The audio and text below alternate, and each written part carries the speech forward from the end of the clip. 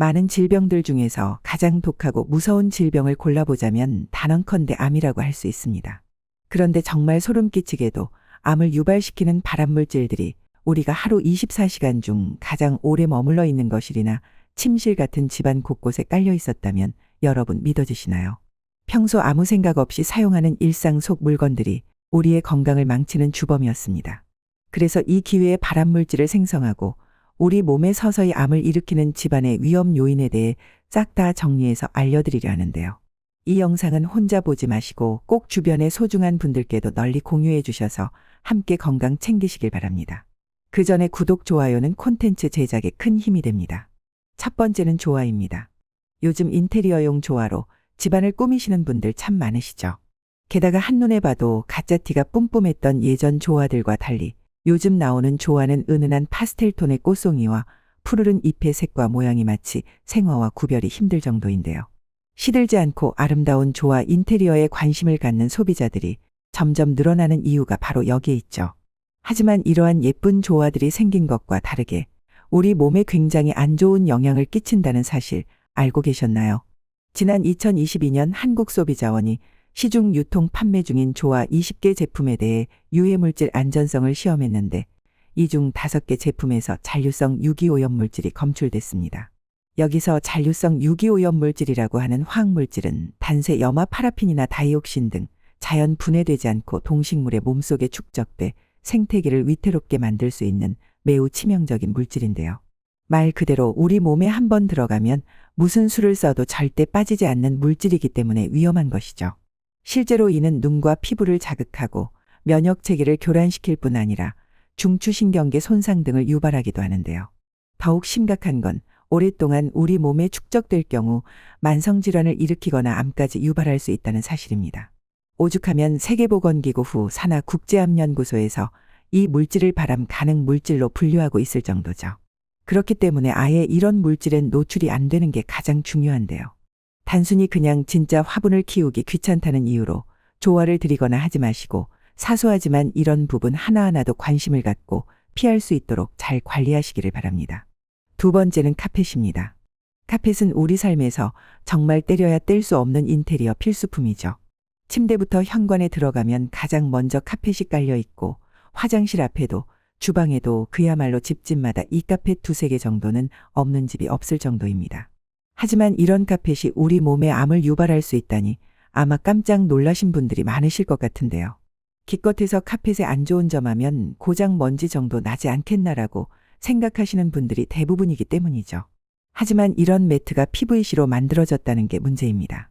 이 딱딱한 PVC 카펫을 부드럽게 만들기 위해서는 가소제를 써야 하는데 이 가소제가 프탈레이트라는 성분인데요. 여기서 프탈레이트계 가소제는 국제암연구소에서 이군 발암물질로 지정한 성분입니다.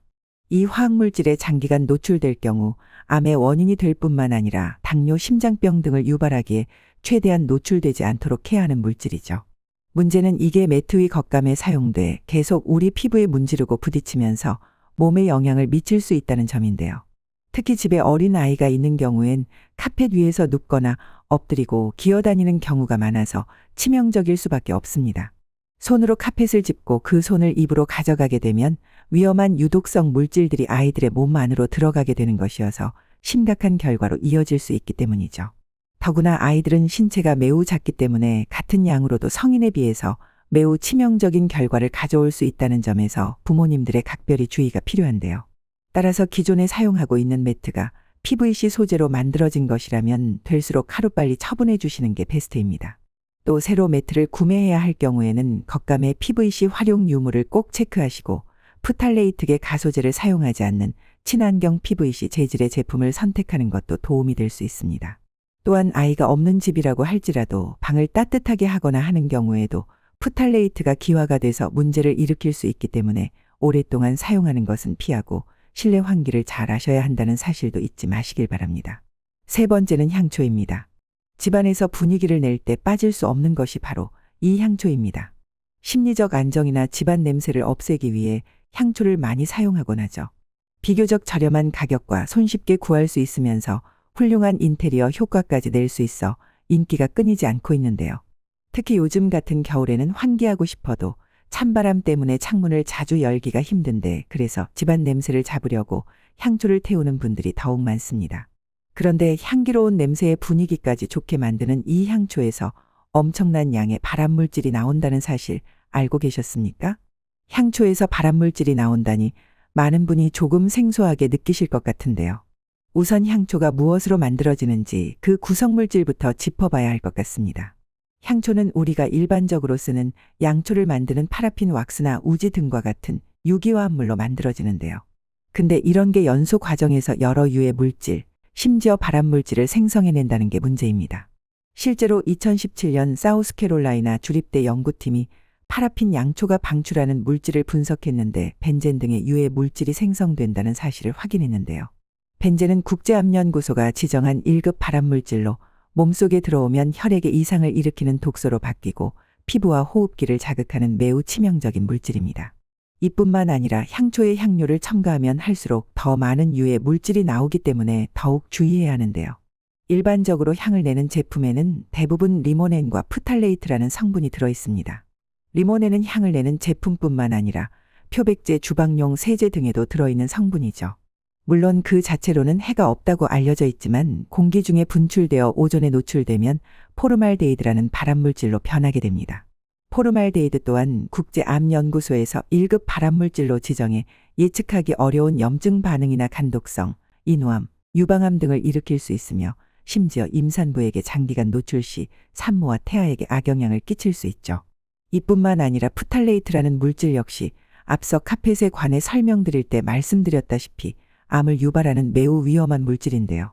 따라서 향초 같은 건 가급적이면 사용을 자제하기를 바라며 만일 무조건 사용해야 하는 상황이라면 환기를 필수로 하시는 것을 적극 권장드립니다.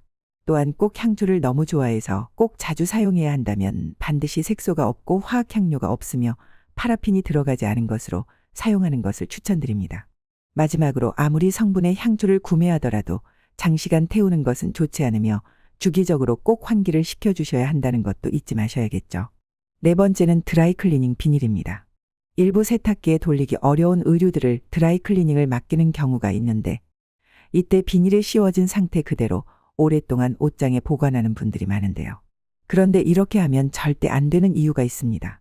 간혹 한 번쯤 드라이클리닝을 받고 비닐을 뜯어봤을 때 기름 냄새 비슷한 이상한 향을 맡아본 적 있으실 텐데요. 이는 드라이클리닝을 할 때 사용되는 세제인 퍼클로로에틸렌이라는 성분 때문입니다. 드라이클리닝 같은 경우에는 일반 세제가 아닌 퍼클로로에틸렌이라는 용제를 사용하곤 하는데 이 성분은 국제암연구소가 지정한 2군 발암물질로 독성이 강하며 호흡을 통해 우리 폐 안에 들어와 굉장히 치명적인 영향을 끼칠 수 있는데요. 문제는 비닐을 벗기지 않은 채 오랫동안 옷장에 방치할 시 이 문제의 성분이 빠져나가지 않고 그대로 축적되어 있다는 점입니다. 따라서 드라이클리닝을 받은 의류에 비닐이 씌워져 있다면 바로 제거하고 통풍이 잘 되기 위해서 3일 놔두는 것을 권장하고 있으니 꼭 기억하시길 바랍니다. 오늘은 이렇게 일상에서 우리 건강을 해치고 암을 유발하는 의외의 물건들에 대해 살펴봤는데요. 어떤 물건들은 집에서 없어서는 안 되는 꼭 필요한 물건인 만큼 오늘 설명드린 올바른 제품을 고르는 방법들에 꼭 유의하시면서 소중한 건강 지키실 수 있길 바랍니다.